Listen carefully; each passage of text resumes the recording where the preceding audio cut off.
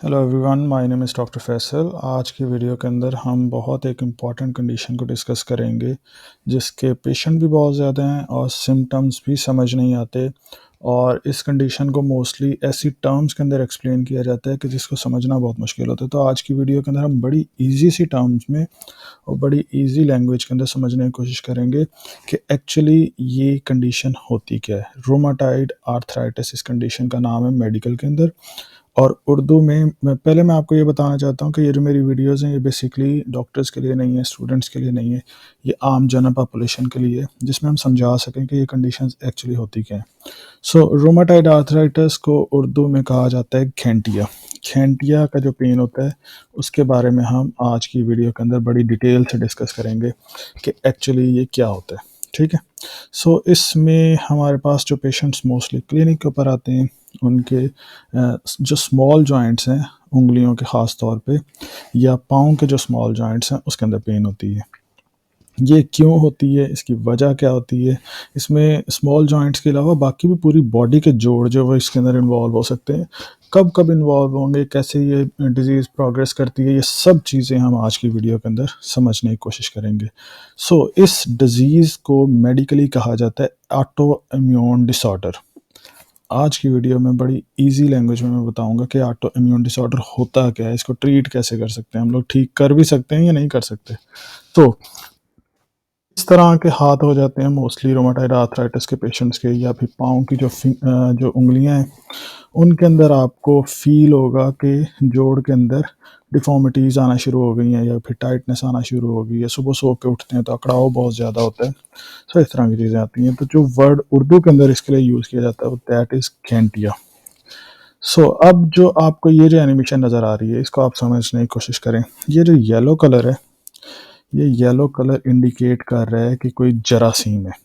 Like हम हमारी जो नॉर्मल बॉडी है, हम लोग अपने इर्द गिर्द अक्सर अक्सर ऐसे होता है कि अगर हमारे हाथ साफ़ नहीं है, बहुत अच्छे से साफ़ नहीं है, और अगर हमने खाना खा लिया है तो मोस्टली होता है कि हम बीमार नहीं होते।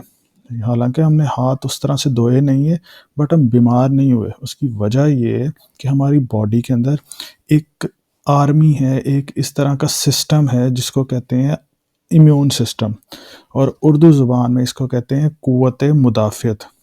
तो ये जो क़ुव्वत मुदाफ़ियत है ये हमें हेल्प करती है कि हम जो भी कोई भी हमारे जिस्म के अंदर जरासीम आए, जिस तरह से आप इस इमेज के अंदर देख रहे हैं, तो ये जो आपको ब्लू कलर का नज़र आ रहा है ये हमारा इम्यून सिस्टम को शो कर रहा है।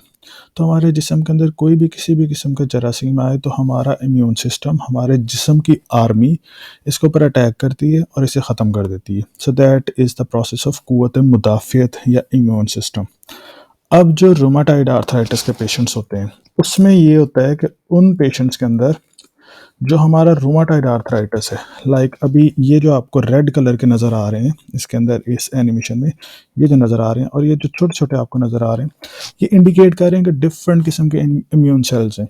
अच्छा, अब होता ये है कि जब किसी को रूमेटॉइड आर्थराइटिस होता है तो रूमेटॉइड आर्थराइटिस के अंदर ये जो इम्यून सिस्टम है ये हमारी ही बॉडी के ख़िलाफ़ हो जाता है।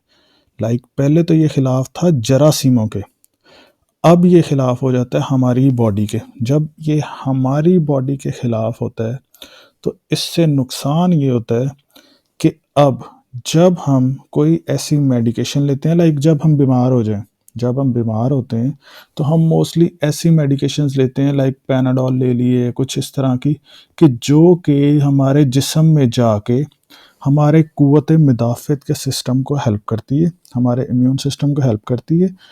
हमारी आर्मी को हम एक बाहर से आर्मी दे देते हैं कि अंदर जाके आप इन जरासीमों से लड़ें और हमें बीमार या फीवर या बुखार है इससे बचा लें। इस बीमारी के अंदर इस तरह से होता है। ऑटो इम्यून डिसऑर्डर के अंदर इसमें ऐसे होता है कि जब हमारा जिस्म ही, हमारा जो क़ुव्वत मुदाफ़ियत है या हमारी जो बॉडी की आर्मी है वो जब बॉडी के ख़िलाफ़ हो गई है तो उसमें नुकसान ये होता है कि जब आप इस तरह की मेडिकेशन देते हैं तो वो और ज़्यादा उसको प्रमोट करता है, इम्यून सिस्टम को बढ़ाता है। इम्यून सिस्टम को बढ़ा देगा, क़ुव्वत मुदाफ़ियत के निज़ाम को बढ़ा देगा, तो क्या नुकसान होगा उससे? उससे नुकसान ये होगा कि पहले ही वो क़ुव्वत मुदाफ़ियत का निज़ाम आपके जिस्म के ख़िलाफ़ है और आपने ऊपर से उसको और बढ़ा दिए, तो इससे नुकसान ये होगा کہ آپ کی وہ جو ڈیزیز ہے وہ اور زیادہ انکریز ہو جائے گی۔ اس میں اب ہم کریں گے کیا، اس کا کیا اب سلوشن کیا ہو سکتا ہے؟ سو موسٹلی یہ جو ہمارا امیون سسٹم ہے یہ زیادہ تر اٹیک کرتا ہے جوائنٹس کو یا ان کے سائنوویل میمبرینس کو یا کارٹیلیجز کو۔ تو وہ ضروری نہیں ہے کہ صرف یہ والے جوڑ ہوں، وہ ہمارا نی جوائنٹ بھی ہو سکتا ہے، ہپ جوائنٹ ہو سکتا ہے، اور اس کے علاوہ ہمارے اینکل جوائنٹس بھی ہو سکتے ہیں۔ زیادہ تر نی جوائنٹس اور ہمارے جو اسمال جوائنٹس ہیں یہ انوالو ہوتے ہیں جب صبح سو کے اٹھتے ہیں، بہت زیادہ اکڑا ہوتا ہے، اسٹفنس ہوتی ہے۔ اب ایک پیشنٹ کا جو امیون سسٹم ہے وہی اس کے خلاف ہو چکا ہے، اب ہم کریں گے اس کے اندر کیا سلوشن ہو سکتا ہے؟ اب اس کے اندر اگر فرض کریں، لیٹس سے فار ایگزامپل، اس کی باڈی کا جتنا بھی امیون سسٹم ہے، جو قوت مدافعت کا نظام ہے، ہم نکال کے اس کو چینج کر دیں، ایسا نہیں ہو سکتا۔ اگر ہم اس کو نکالیں گے، فرض کریں کہ ہم نے امیون سسٹم کے جتنے سیلز ہیں سارے کے سارے باڈی سے نکال لیے، ویسے تو یہ پاسبل نہیں ہے، اگر فرض کریں نکال لیے تو بھائی جو روماٹائڈ آرتھرائٹس کے پیشنٹس ہیں ان میں اور پھر پرابلمز ہو جائیں گے، لائک ہمارے ارد گرد اتنے جراثیم ہیں، ہوا کے اندر جراثیم ہیں، اتنے سارے ایسے بیکٹیریا وائرسز ہیں، وہ ہماری باڈی پہ اٹیک کریں گے، امیون سسٹم جسم میں موجود نہیں ہے تو وہ تو حشر نشر ہو جائے گا، اور زیادہ پرابلم انکریز ہو جائے گی۔ سو امیون سسٹم کو اب ٹوٹل بھی آپ ختم نہیں کر سکتے۔ اب آپ اس کو ٹریٹ کرنے کا ہمارے پاس آپشن ہوگا، وہ کیا ہو سکتا ہے؟ اب ٹریٹمنٹ کے آپشن سے پہلے ہم تھوڑا سا دیکھ لیتے ہیں کہ اس کے سمٹمز کس طرح کے آتے ہیں، لائک پیشنٹس کو کیا فیلنگز آتی ہیں۔ سو اس میں جو فیلنگز ہوتی ہیں جو سب سے کامن ہے وہ تو ہے پین، درد ہوتا ہے جوڑوں کے اندر، اسٹفنس یہ بہت کامن ہے، خاص طور پہ جو مارننگ جوائنٹ اسٹفنس ہوتی ہے، جب آپ صبح سو کے اٹھتے ہیں تو آپ کے جو اسمال جوائنٹس ہیں یا پھر آپ کے جوائنٹس ہیں ان کے اندر ٹائٹنس ہوئی ہوتی ہے، اکڑاؤ پن آتا ہے، جوائنٹس کے اندر ٹینڈرنیس ہوتی ہے، جوائنٹ میں سویلنگ آ سکتی ہے، سوزش آ سکتی ہے، اور decrease range of motion, like اس میں موومنٹ کرنا بڑا مشکل ہو جاتا ہے، کمپلیٹ موومنٹس نہیں ہوتی ہے، تھکاوٹ بہت زیادہ ہوتی ہے، اور کبھی کبھی لو گریڈ فیورس بھی ہوتے ہیں روماٹائڈ آرتھرائٹس کے پیشنٹس کو۔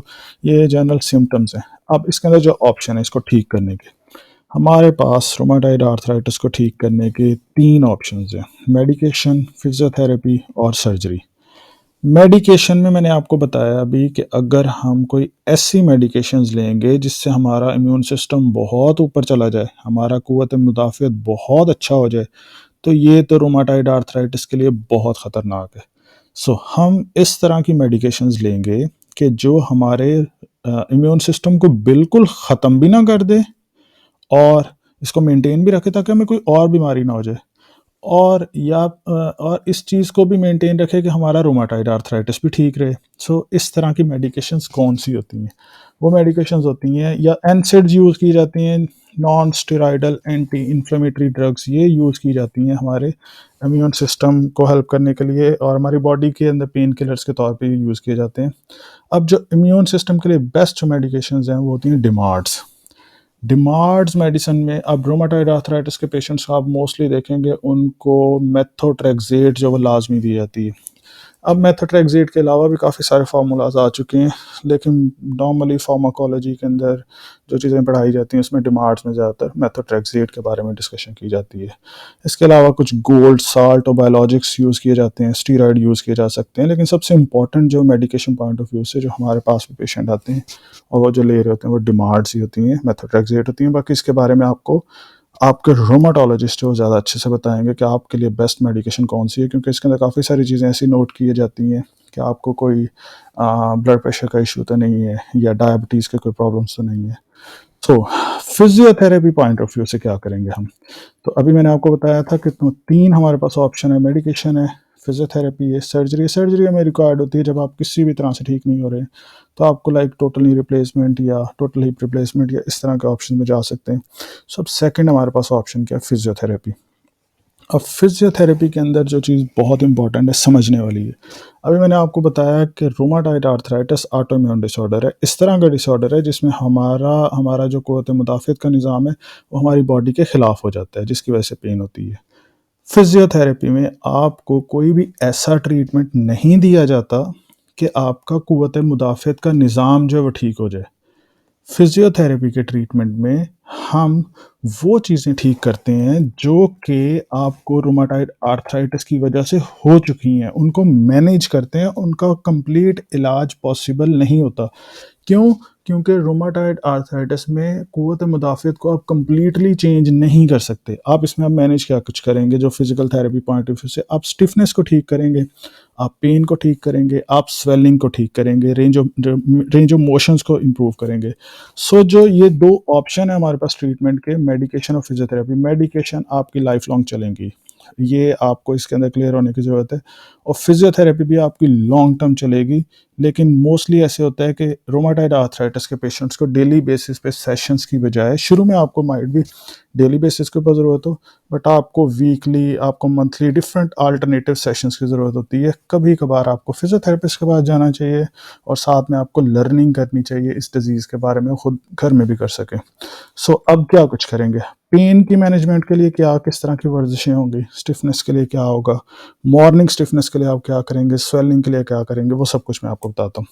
ایک تو میں آپ کو بتاتا ہوں کہ پین اور اسٹفنس کے لیے آپ نے کیا کرنا ہے. سو جو آپ کی ایکسرسائزز ہوں گی وہ اس طرح سے ہوگا کہ کیونکہ ہمارے ہاتھوں کے جوڑ یا پھر ہمارے جو اسمال جوائنٹس ہیں یہ زیادہ انوالو ہیں, تو آپ نے جو اسمال جوائنٹس ہیں ان پہ فلیکشن, ایبڈکشن, سرکمڈکشن, یہ ساری ایکسرسائزز اس طرح سے کرنی ہے کہ آپ کے ہر جوڑ کے اوپر ROMs, range of motions, completely movement ہوں. یہ آپ کے لیے بہت امپورٹنٹ ہے, چاہے وہ ہمارے ہاتھوں کے جوڑ ہوں, چاہے وہ ایلبو کا جوڑ ہو, چاہے وہ شولڈر ہو, چاہے وہ نی جوائنٹ ہے, آپ نے رینج آف موشن ایکسرسائزز کرنی ہے. اس کے بعد فنگر پنچ ایکسرسائزز کرنی ہے, اور آپ نے فنگر کی ایڈکشن کرنی ہے, انگلیوں کو باہر کی طرف کھولنا ہے. اس میں بہت امپورٹنٹ چیزیں جو سمجھنے والی ہیں, آپ نے کوشش کرنی ہے کہ روماٹائڈ آرتھرائٹس میں بننے والی ڈفرینٹ ڈیفارمیٹیز جو ہوتی ہیں, چاہے وہ زی ڈیفارمیٹی ہے, چاہے وہ کچھ بھی ہے, آپ نے ڈیفارمیٹیز سے خود کو بچانا ہے. ڈیفارم نہیں ہونے دینے ہیں جوائنٹس کو, لیکن وہ اولڈ ایج کے اندر جا کے ہو سکتے ہیں, بٹ آپ نے کوشش کرنا ہے کہ اپنی ڈیفارمیٹی کو مینٹین کرنا ہے. بٹ ایسے پیشنٹ جن کے اندر ڈیفارمیٹیز بن جائیں, ایسے پیشنٹ جن کے اندر ہاتھوں کا ٹیڑھا پن آ جائے, کیونکہ اس ڈیزیز کے اندر ہاتھ جو کافی زیادہ موومنٹ, ہاتھوں کے اندر کافی زیادہ ایسی ڈیفارمیٹیز ہو جاتی ہیں جن کو ریورس کرنا بہت مشکل ہوتا ہے. تو پھر آپ کا پلان اسی کے اکارڈنگ اس کے اندر چینجز آئیں گے کہ آپ کو کیا کرنا چاہیے. سو اب اس کے اندر جو ہمارے پاس, ابھی میں آپ کو بتا رہا تھا کہ ہم نے پین اور اسٹفنس کے لیے ایکسرسائزز کون سی کرنی ہے, آپ نے سارے جوائنٹس کے اوپر رینج آف موشن ایکسرسائزز کرنی ہے. سو رینج آف موشن کو امپروومنٹ ہوگی. دوسری اس کے اندر سب سے امپورٹنٹ چیز ہے سویلنگ. آپ کے جوڑوں کے اندر جو سوزش ہے, اس کو آپ کیسے ٹھیک کر سکتے ہیں؟ سوزش کو ٹھیک کرنے کے لیے دو میتھڈ ہیں فزیکل تھیراپی میں. ایک ہے ہمارے پاس آئسنگ, اور دوسرا ہے ہمارے پاس ہاٹ پیک. اب اس میں جو چیز سب سے زیادہ امپورٹنٹ ہے وہ یہ ہے کہ آپ نے آئسنگ کب کرنی ہے اور ہاٹ پیک کب لگانا ہے. یہ بہت امپورٹنٹ ہے. کبھی کبھی اگر آپ اپنا ہاٹ پیک یوز کرتے ہیں اور گرم ٹکور کرتے ہیں سویلنگ کے لیے روماٹائڈ آرتھرائٹس میں, تو وہ سویلنگ کو ٹھیک کرنے کی بجائے وہ اور انکریز کر سکتی ہے جوائنٹس کے اندر, زیادہ سٹفنس اور زیادہ بلڈ فلو اس کے اندر انکریز کرا سکتی ہے ہاٹ پیک. اور کبھی کبھی آئسنگ جو ہے وہ آپ کے لیے صحیح نہیں ہے. سو آپ کب کریں گے اس چیز کو؟ اب اس کے اندر جو سب سے جو امپورٹنٹ چیز ہے وہ ہے سمجھنے کی. آپ کو میں ریکمینڈ کروں گا, اسی چینل کے اوپر ایک ویڈیو دی ہوئی ہے کہ آئس پیک اور ہاٹ پیک, ان دونوں میں کیا ڈفرینس ہے اور ان کو کس طرح سے اور کس سچویشن کے اندر اس کو یوز کرنا چاہیے. یہ بہت امپورٹنٹ ہے سمجھنا. سمپل سا میں آپ کو جلدی سے یہاں پہ بتا دیتا ہوں آپ کو کہ جو ٹھنڈی ٹکور ہے اس کو ایکیوٹ کے اندر یوز کرتے ہیں, گرم ٹکور جو ہے وہ اس کو کرونک کنڈیشنز کے اندر یوز کرتے ہیں.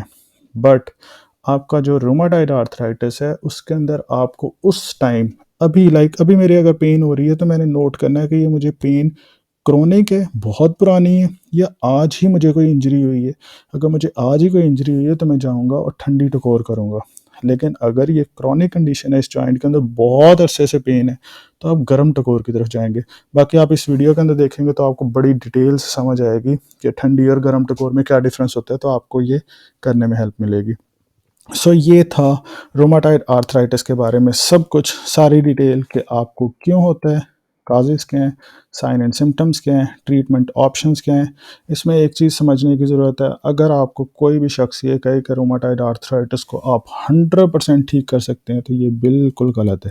100% ٹریٹمنٹ روماٹائڈ آرتھرائٹس کا کبھی بھی نہیں ہوتا. لیکن رومیٹائڈ آرتھرائٹس جو وہ لائف کے ساتھ ساتھ چلتی ہے. اور تھرڈ، اس کو بہت اچھے سے مینیج کیا جا سکتا ہے، اتنے اچھے سے مینیج کیا جا سکتا ہے کہ موسٹلی پیشنٹس اگر ریگولر فزیکل تھیراپی اور پراپر میڈیکیشنز لیں تو وہ پہچانے بھی نہیں جاتے کہ ان کو رومیٹائڈ آرتھرائٹس کی کنڈیشن ہے. اور لاسٹ جو امپورٹنٹ چیز ہے، یہ میل سے زیادہ فیمیل پیشنٹس کے اندر زیادہ ہوتا ہے رومیٹائڈ آرتھرائٹس. اور اس کے علاوہ ایک اور امپورٹنٹ چیز یہ ہے کہ یہ فیملیز میں بھی رن کرتا ہے. لائک اگر کسی کو بھی رومیٹائڈ آرتھرائٹس ہو، اس میں ہو سکتا ہے کہ ان کی فیملی میں مدر کو، فادر کو، یا پھر آگے دادی یا نانی یا کسی کو رومیٹائڈ آرتھرائٹس کے مائٹ بھی فیملی کے اندر کوئی اس طرح کے ایشوز رہ چکے ہوں، یا اس کے علاوہ ان کو کوئی اور آٹو امیون ڈس آرڈر رہ چکا ہو، تو ان میں جو رومیٹائڈ آرتھرائٹس ہے اس کے سمٹمز آ سکتے ہیں. سو یہ تھا سب کچھ رومیٹائڈ آرتھرائٹس کے بارے میں. اگر آپ چینل پہ نئے ہیں تو چینل کو سبسکرائب بھی کریں. اس چینل پہ بہت سارے اس طرح کے انفارمیٹیو ویڈیوز اویلیبل ہیں. Thanks for watching this video. Please subscribe to this YouTube channel.